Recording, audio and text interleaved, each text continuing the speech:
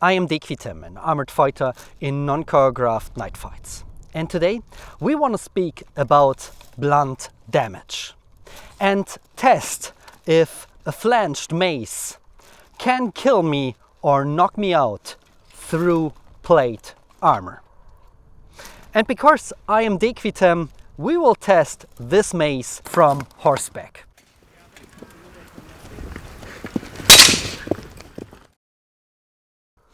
Many medieval experts claim that the best way to defeat heavy plate armor is with blunt force and concussive force to kill the knight behind its armor. But is it actually true? Because most historical sources of knightly duels don't show maces. On the battlefield, most sources show heavy pole arms like this poleaxe. And there the concussive force of this heavy hammerhead and the big axe can definitely injure someone behind armor. But even here, in most cases, they will not break through hardened steel. But there is the potential. And don't forget about the spikes on these weapons.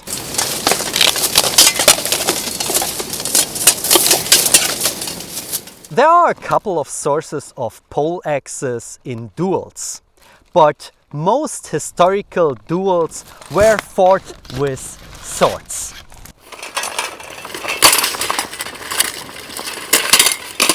And swords are definitely very effective weapons against armored opponents, because these thin and pointy blades can slip between the plates and pierce mail armor and kill the knight behind its armor. But maces are not seen very often in duels between knights.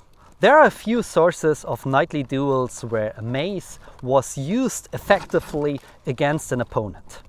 These sources often describe a combat on horseback. And therefore, we want to test if this mace can break through my helmet from horseback.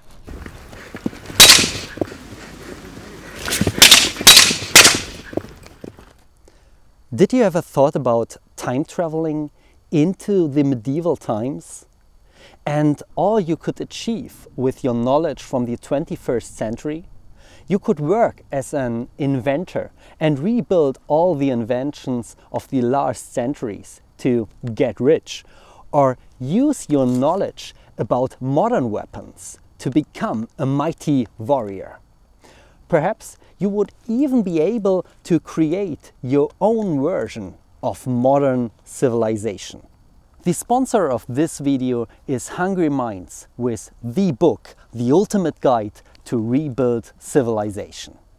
And if you took this book on your time travel back in history, you would have everything you need on your side. The book is kind of an encyclopedia of humankind's greatest inventions. It starts with the basics like how to make fire or gathering herbs. It has medicine, surgery, mechanics, electricity, aviation, sailing, and many, many more topics. Of course, I was most interested in combat-related topics, like how to build firearms, different armor types, and of course, how to defeat an opponent with very special techniques. All these topics are illustrated with incredibly beautiful drawings, and I really love all these humorous details that are hidden within. I had a lot of fun with reading this book, and therefore I can truly recommend it. If you are looking for a great Christmas gift for your family or training partners, the book, The Ultimate Guide to Rebuild Civilization, is a great choice. You can also get a special Christmas discount if you use the promo code Dequitem10. You can find the link in the video description below. So, why are maces actually not the most effective weapon in foot combat? This is not a lot of reach, and there it can be a big problem. Of course, daggers are highly effective in close combat because they don't have too much reach, and it's easier to thrust in the gaps if you are in a very close grappling scenario. But maces are actually not weapons for close combat. Unfortunately, you need a lot of space to strike your opponent and get the momentum to break through his armor or knock him out.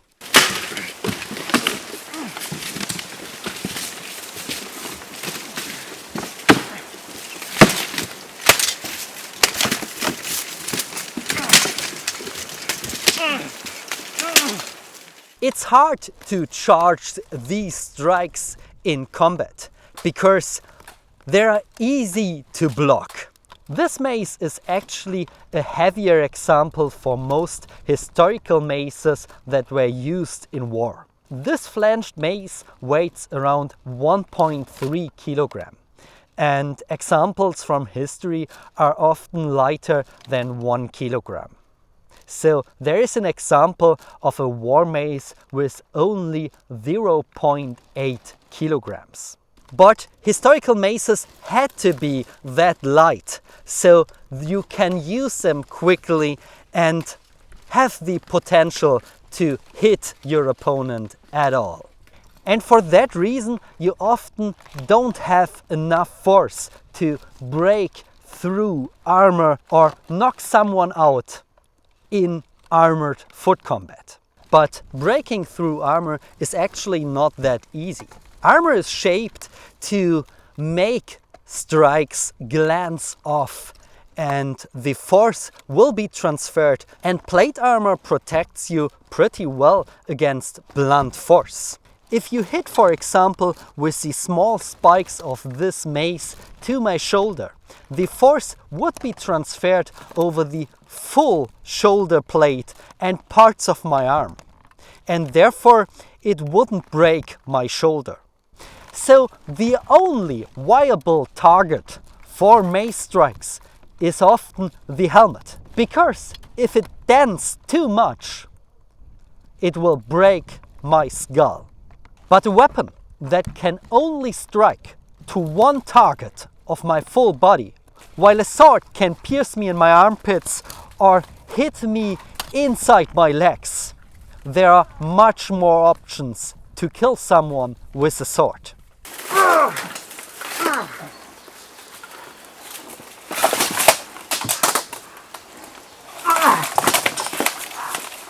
So it's no wonder that most medieval knights didn't use maces in foot combat, but they used them from horseback, and we will find out why they do it. First of all, if you are on horseback, it's hard to pin your arms in grappling, and therefore a weapon to strike your opponent is very effective. And if you charge on horseback, you can use a little bit of force and momentum of the horse into your strike with the mace. Of course, you can do this also with a lance or sword.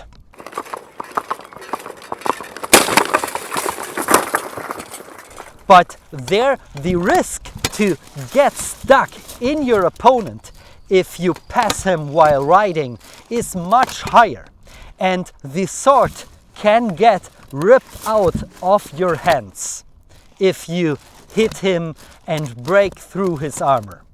After a successful strike with a mace, you don't lose this mace in most circumstances, and you can strike again to your opponent.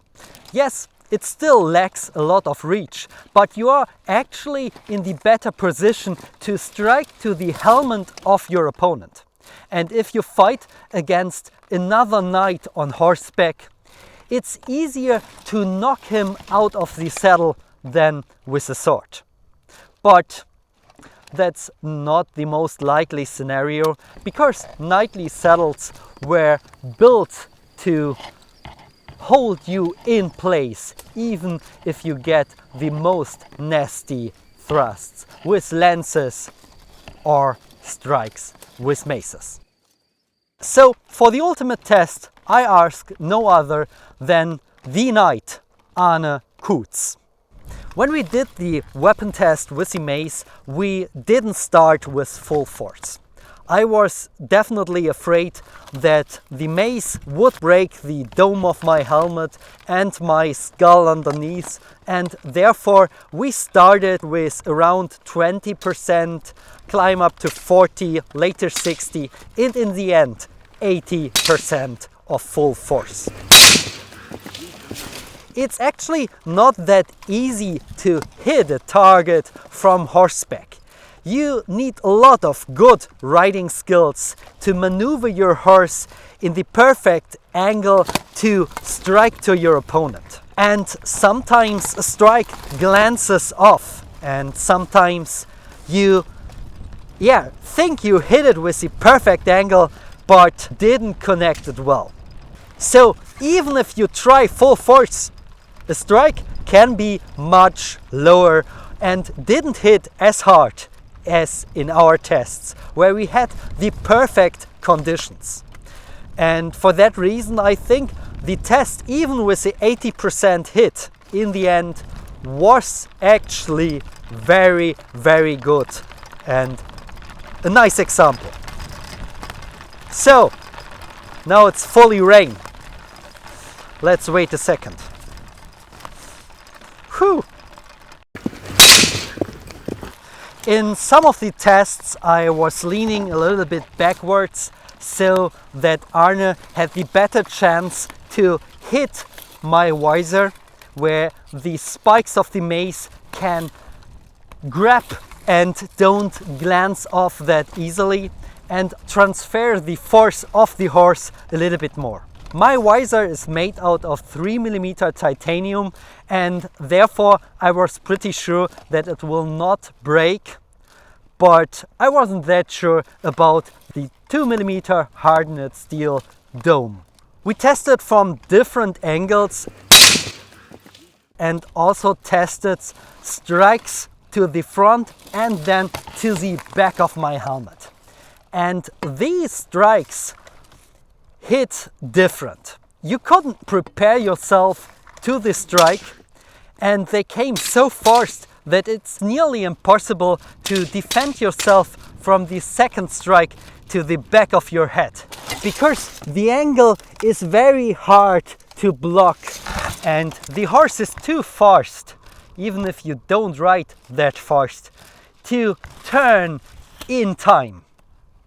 And if you try to strike to the horse, you are uncovered, and the leg of the opponent's knight will actually cover a lot of the horse and protect the horse from incoming strikes. I think if we had used 80 to 100% of force with the heavy flanged steel mace to the back of my helmet, there would be a potential to break my helmet and kill me.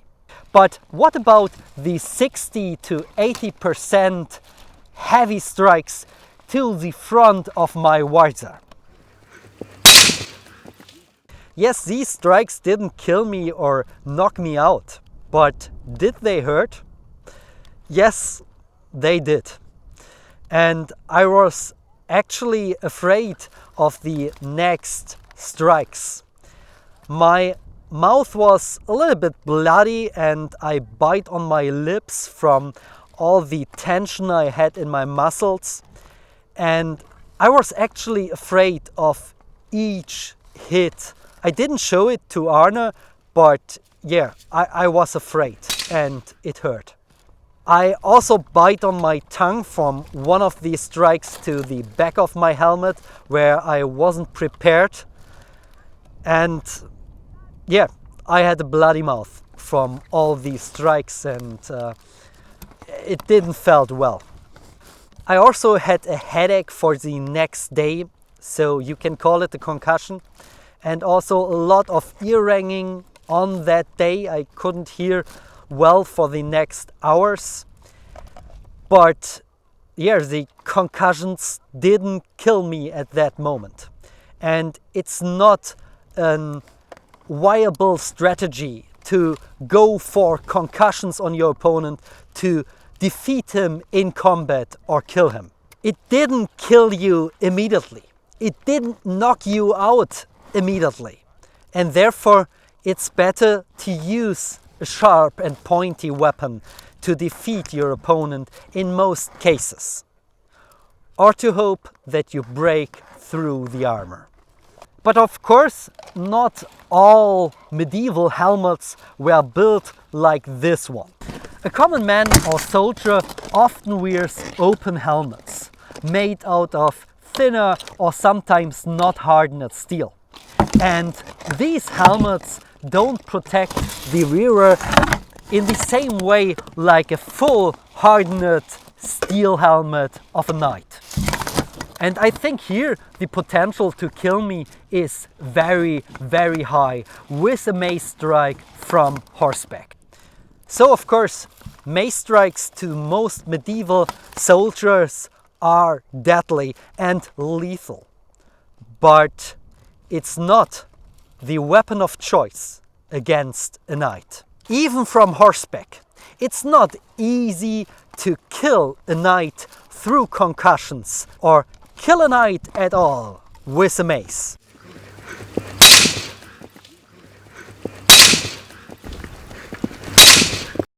In foot combat, this weapon was nearly never used against knights, because there are better ways than blunt force. There are better ways than concussive force.